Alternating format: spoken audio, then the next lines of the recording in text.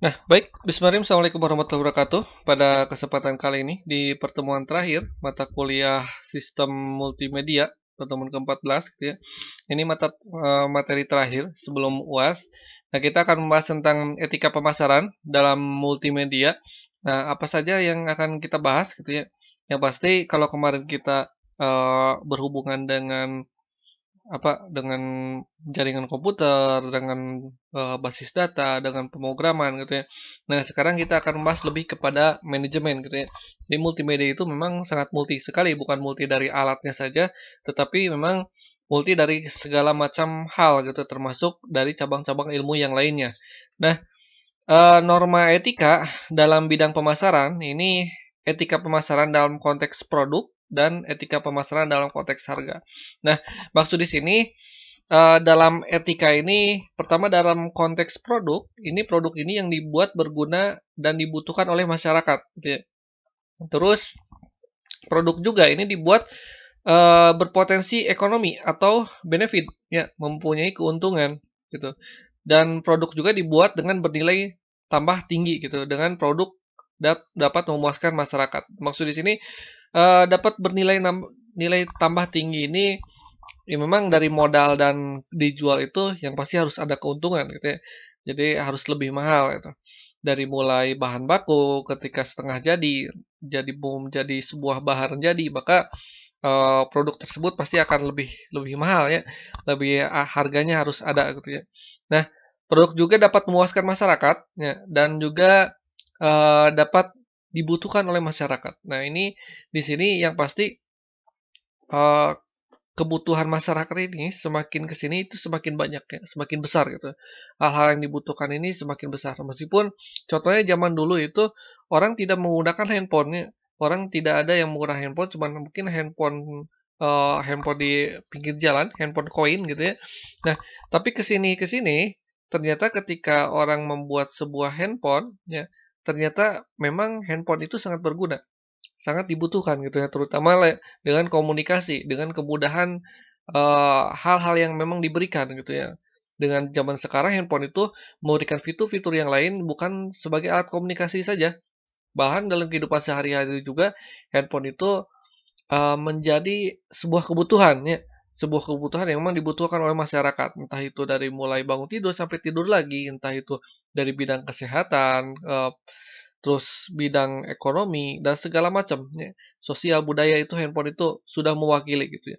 Dan itu dapat memuaskan masyarakat gitu ya.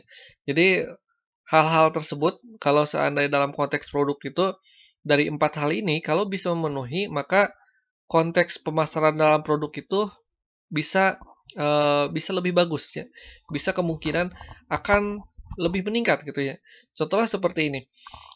Di yang pasti hukum ekonomi itu ya kalau barang langka pasti harga akan naik, barang banyak harga akan turun gitu ya. Nah, pasti seperti itu. Dalam etika itu pasti dalam konteks produk pasti hal seperti itu akan lumrah terjadi ya. Dan tentu saja gitu ya, tentu saja etika produk itu akan berkaitan dengan yang namanya konteks dengan harga ya, dengan harga. Nah, harga ini pertama harga diukur dengan kemampuan daya beli masyarakat ya, disesuaikan gitu ya. Terus perusahaan mencari margin ini laba yang layak. Harga juga dibebangi dengan cost produk yang layak.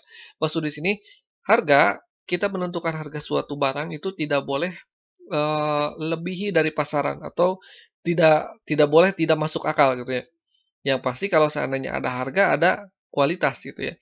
Semakin tinggi harga maka kualitas semakin, tinggi gitu ya. Meskipun mungkin contohnya seperti ini, handphone Android gitu ya, dengan handphone si merek A dengan merek B, beda harga. Fiturnya si merek A itu gitu ya, fiturnya lebih tinggi, tapi harganya lebih lebih rendah ya. Dengan si B itu brandingnya lebih tinggi, ya lebih tinggi, tapi fiturnya lebih rendah. Nah, kenapa harganya lebih tinggi gitu ya. Nah, ada mungkin beberapa hal lain ya, mungkin dari sisi kualitas produk ya, atau mungkin juga dari sisi, bahan-bahan ya, keawetan, terus service center dan segala macam itu dipertimbangkan. Tidak boleh seperti ini, harga yang lebih tinggi ya, harga yang lebih tinggi, kualitas produk yang lebih jelek ya, lebih terus fitur yang juga lebih kurang, nah, terus harga lebih tinggi, otomatis orang itu tidak akan memilih produk tersebut. Ya. Beberapa brand produk mungkin ada yang mungkin kalau dulu pernah booming gitu ya, brand-brand produk seperti handphone yang dari Amerika gitu ya, eee, kualitasnya seperti itu gitu ya. Kalau dibandingkan dengan beberapa produk yang lain, mungkin dari Android itu akan kalah, maka akhirnya produk tersebut akan jatuh gitu ya. Dengan harga yang tinggi, kualitas yang kurang mumpuni, orang akan memilih, produk yang lain. Karena apa? Mungkin awalnya dari gengsi, tapi kesininya akhirnya, eee, karena kenyamanan, orang akan memilih kenyamanan daripada gengsi gitu ya. Akhirnya produk itu ditinggalkan. Karena apa? Karena dari harga gitu ya. Jadi yang pasti itu harga, ada barang ya, ada harga, ada barang. Ada harga, ada kualitas juga di sana ya. Nah, itu harus diukur. Jadi contoh pernah yang viral itu, eee, orang orang menjual makanan gitu ya, menjual makanan pecel lele dengan harganya 100.000 lebih gitu ya, atau sampai jutaan. Padahal orang lain menjual pecel lele itu cuma 15.000 gitu ya. Maka otomatis emang ada badan khusus untuk apa, pelindungan konsumen gitu ya. Akan diberi sanksi kalau seandainya memberikan harga-harga yang memang tidak masuk akal, harga-harga yang memang tidak sesuai dengan pasaran di sana gitu ya. Jadi, etika dalam, produk itu pertama harus tidak boleh menipu gitu ya, sesuaikan dengan harganya, dengan kebutuhannya, dengan kualitasnya, dan juga harganya itu harus disesuaikan juga dengan hal-hal tersebut ya. Nah, terus etika pemasaran dalam konteks tempat distribusi. Nah, ini barang ini dijamin keamanan dan kebutuhannya, konsumen juga dapat melayani dengan cepat.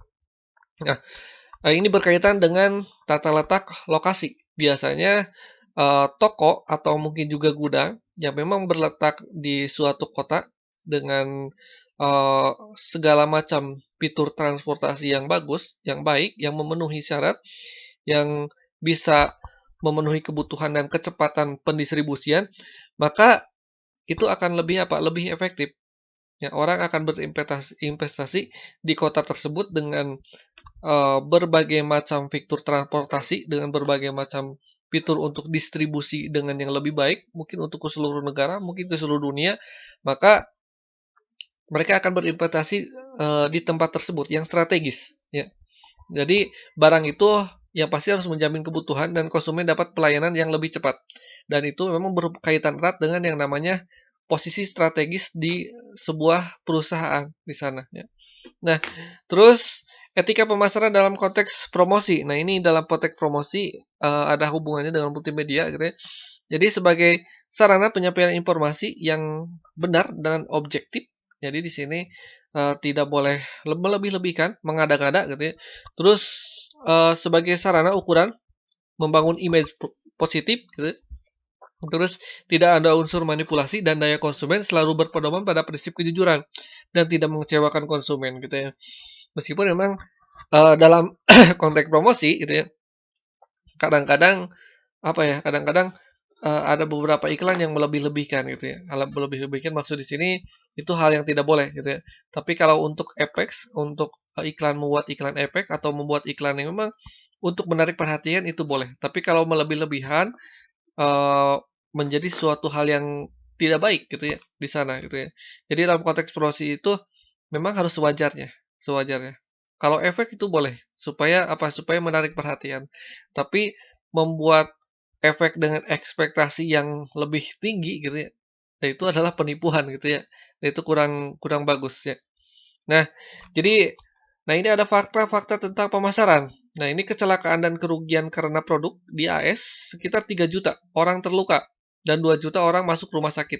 500.000 orang itu cacat permanen karena produk mainan gitu ya.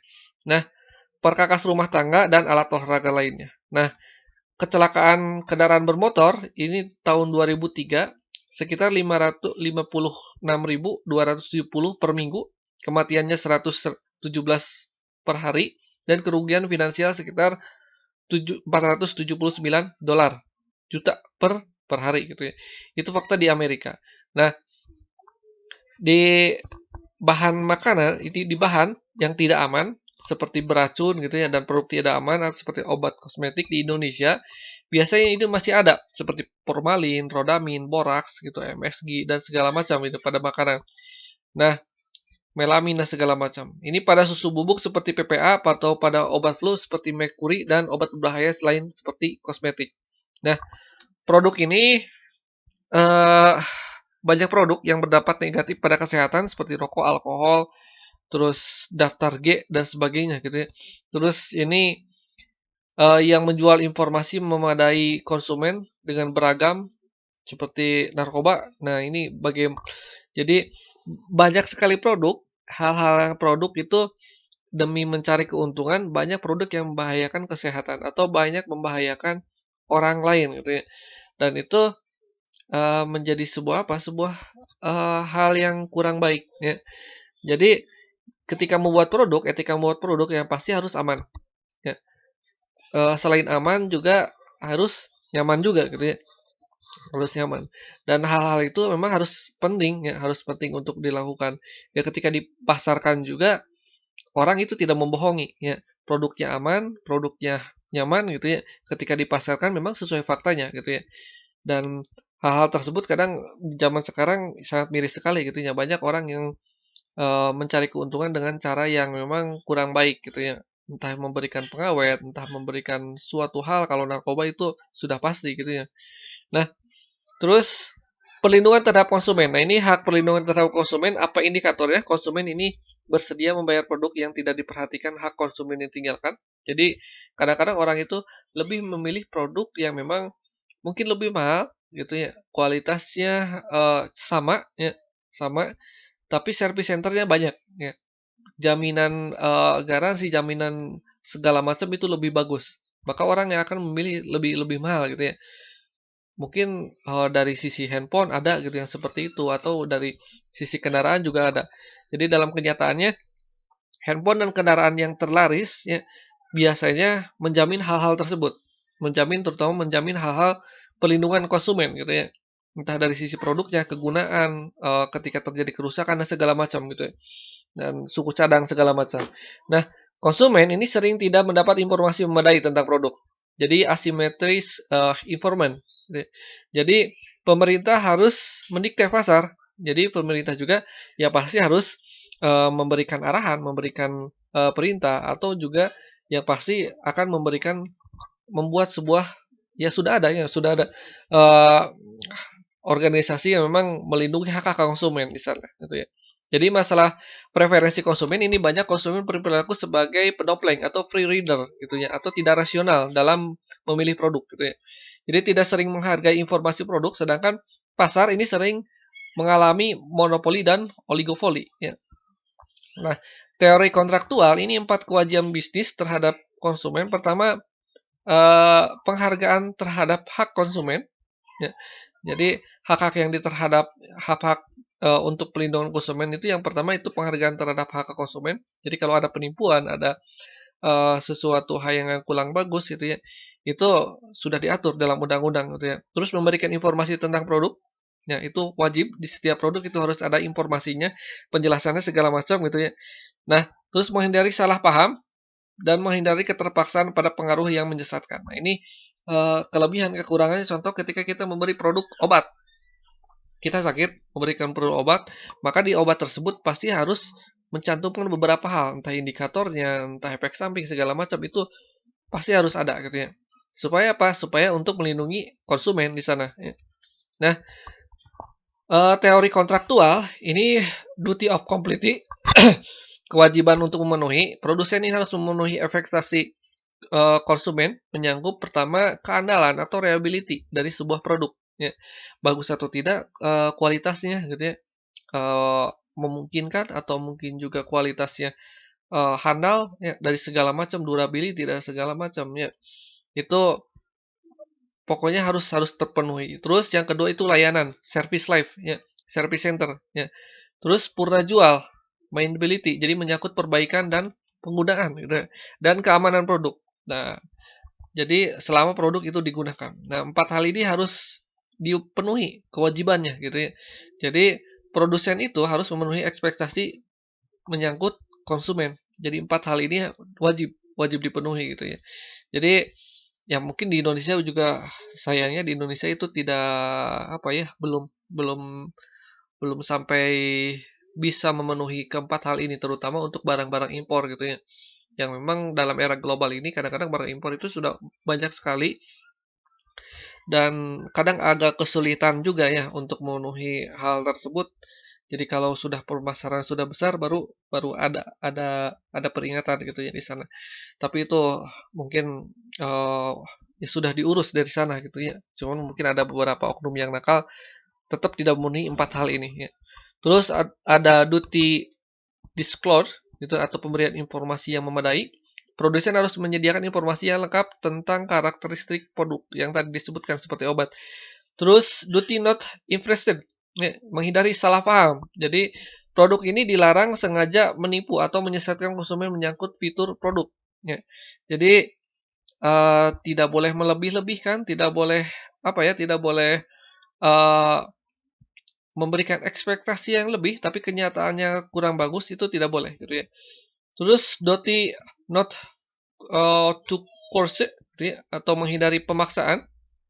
Ini memasarkan menawarkan produk adalah sah, jadi diperbolehkan. Tetapi memaksa produk untuk bertentangan ini tidak bertentangan dengan etika. Jadi memaksa orang membeli sebuah produk itu bertentangan dengan etika gitu ya. Jadi hal itu juga tidak diperbolehkan gitu ya. Jadi kadang-kadang apa ya? eh, Pemaksaan pembelian itu tidak boleh gitu ya. Harus secara sukarela dan itu melanggar ya, melanggar kalau ada pemaksaan. Terus ada teori kepedulian atau do care theory. Ya, ini asumsi konsumen, produsen tidak dalam proposisi yang sama karena berpikir faktor. Jadi karena keahlian pengetahuan, produsen cenderung berada pada posisi lebih menguntungkan dibanding konsumen. Nah, prinsipnya ini harus dianut pada bukan creator inverter atau pemberian kepedulian atau tetapi care vendor atau penjual yang peduli gitu ya.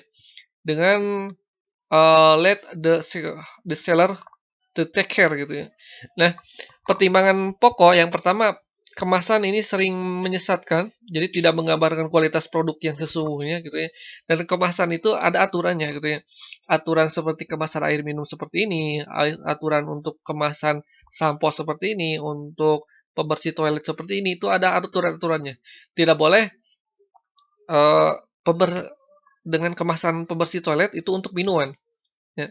Atau pembersih toilet kemasannya seperti sebuah minuman itu tidak boleh, membahayakan gitu ya. Ada aturan-aturan pokoknya gitu ya. Jadi makanya hampir serupa ya tampilannya untuk air mineral dan segala macam itu memang ada aturan di sana supaya apa? Supaya tidak menipu gitu ya.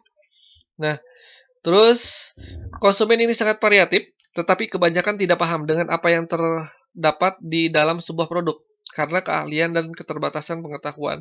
Mungkin juga karena keterbatasan ketika orang membaca gitu ya. Nah, produsen juga wajib memperhatikan kepentingan konsumen yang dilarang atau secara disengaja melukai atau menipu konsumen. Ya. Nah, bentuk tanggung jawab produsen ini menyangkut informasi tentang desain dan informasi sebuah produk gitu ya. Jadi kalau ketika ya pasti ketika kita membeli sebuah handphone, maka kadang-kadang itu lebih asik kita menonton review handphone ya, di channel YouTube daripada ketika kita membelinya gitu ya. Jadi cocok atau tidaknya kita membeli sebuah handphone, reviewnya yang mana, bagus atau tidaknya, sesuai dengan harganya, ekspektasinya, worth it atau tidak gitu ya. Maka ketika cocok, kita baru bisa membelinya. Itu lebih mengasihkan daripada kita eee, melihat iklan langsung membelinya. Jadi lebih lebih enak, lebih eee, mengasihkan kita melihat sebuah spesifikasi ya, membaca sebuah spesifikasi sebelum kita membeli produk, daripada kita membeli produk langsung tanpa berpikir dahulu gitu ya di sana. Nah, terus masalah biaya sosial atau social cost. Nah, ini perdagangan teoritis biaya sosial mengandaikan pada kewajiban penuh strict liability atau pertama asumsi pertama ini semua produsen harus siap menanggung semua biaya dari kemungkinan bahaya karena cacat produk. Ya. Terus luka dan kecelakaan adalah biaya eksternal yang harus dibuat internal. Jadi pernah sebuah produsen mobil karena sebuah cacat produk di sistem pengeremannya, semua produk itu ditarik di pasaran. Dan itu supaya apa? Pertama supaya eh, menjaga menjaga image perusahaan tersebut, produk tersebut, ya kepercayaan konsumen juga itu sangat lebih penting ya, dari sebuah produk yang memang produk gagal kalau dipasarkan. Di dalam handphone juga pernah ada handphone yang pernah meledak gitu ya, lalu sudah dipasarkan banyak, akhirnya handphone itu ditarik semua dari pasaran, ya, diganti dengan produk yang baru yang lebih sempurna gitu ya. Dan itu kalau dari sisi kerugian itu merugikan. Ya, makanya ketika membuat sebuah produk itu harus ada pengujian berulang kali gitu ya, supaya produk itu memang sempurna untuk dipasarkan di sana.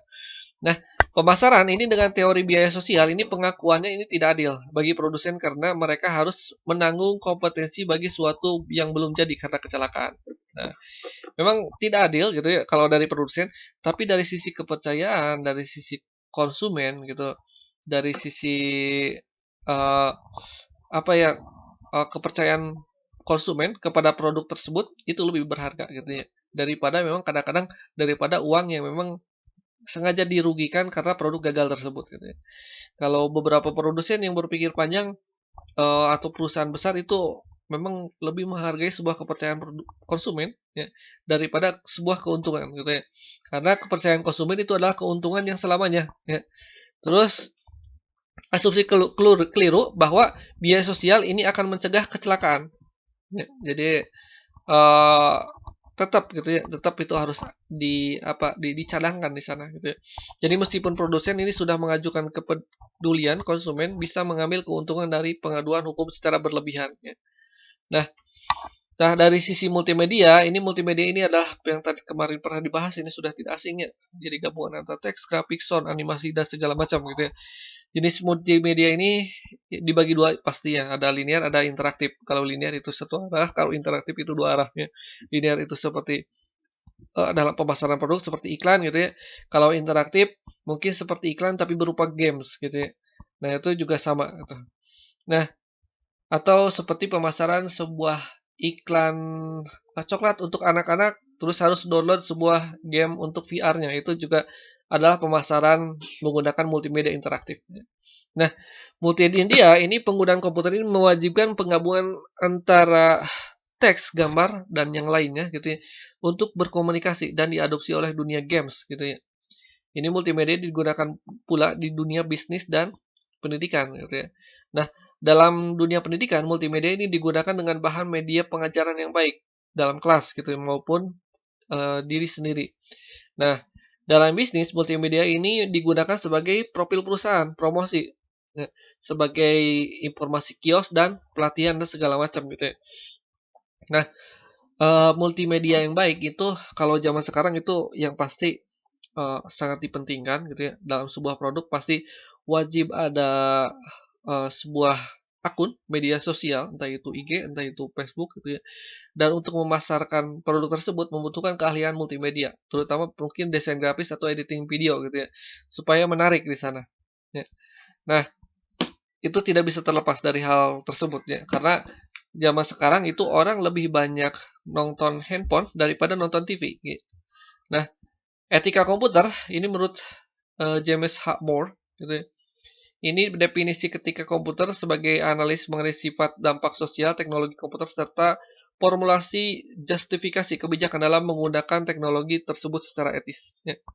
Nah, kode etik seorang programmer. Nah, ini dari sisi programmer pembuatan kalau seandainya Anda membuat sebuah aplikasi atau membuat sebuah game gitu ya. Nah, seorang programmer itu tidak boleh membuat atau mendistribusikan malware ya. Itu tidak boleh ya. Jadi ketika membuat sebuah produk tersebut terdapat malware itu tidak boleh ya. Atau merugikan konsumen ya. Meretas data pribadi segala macam itu tidak diperbolehkan. Terus seorang programmer juga ini tidak boleh menulis kode yang sulit diikuti dan dengan disengaja gitu ya. Nah, programmer juga itu tidak boleh menulis dokumentasi dengan dengan sengaja atau membingungkan atau tidak akurat. Ya. Programmer juga tidak boleh menggunakan ulang kode dengan hak cipta kecuali telah diberikan izin. Ya. Nah, jadi kalau source code-nya itu free itu boleh, kalau berbayar itu memang harus ada pembayaran, termasuk softwarenya di sana, gitu ya. Apalagi ketika membuat sebuah aplikasi yang memang untuk meraih sebuah keuntungan di sana. Terus tidak boleh mencari keuntungan di tambahan proyek yang didanai oleh pihak kedua tanpa izin. Ya. Nah, Terus tidak boleh mencuri software, khususnya development tools ya, di sini ya. Jadi yang tadi disebutkan yang pasti harus berbayar ya. Terus tidak boleh menerima dana tambahan dari berbagai pihak eksternal di sebuah proyek secara bersamaan kecuali mendapatkan izin. Nah, ini juga masuk ke etika di sini ya. Jadi kita bekerja tapi bekerja dengan orang lain ya. Tidak boleh. Kita harus konsentrasi ke satu orang kecuali memang diberikan izin ya di sana. Nah, terus tidak boleh menulis kode dengan sengaja menjatuhkan kode programmer lain atau mengambil keuntungan untuk menaikkan status ya. Nah, terus tidak boleh membeberkan data-data penting karyawan dalam perusahaan. Nah, ini yang sangat miris dan sering terjadi kadang-kadang gitu ya orang orang mengetahui data kita dibajak ya atau data kita disebarluaskan di dark web atau di apa, akhirnya banyak sekali spam yang masuk ke dalam nomor handphone kita. Nah, itu sangat apa ya, sangat sangat miris sekali di sana. Nah, terus ini tidak boleh memberitahu masalah keuangan pada pekerja dalam membangun suatu proyek. Ini masuk dalam etika juga. Nah, terus tidak boleh mengambil keuntungan dari pekerjaan orang lain. Nah, ini sangat diperbolehkan gitu ya. Jadi kita harus mengambil pekerjaan atau porsi keuangan gitu ya, yang memang untuk kita sendiri. Kalau untuk orang lain ya orang lain. Jadi tidak boleh mengambil rezeki orang kalau kata apa? Kalau kata orang tua gitu ya. Terus tidak boleh mempermalukan profesinya. Ya.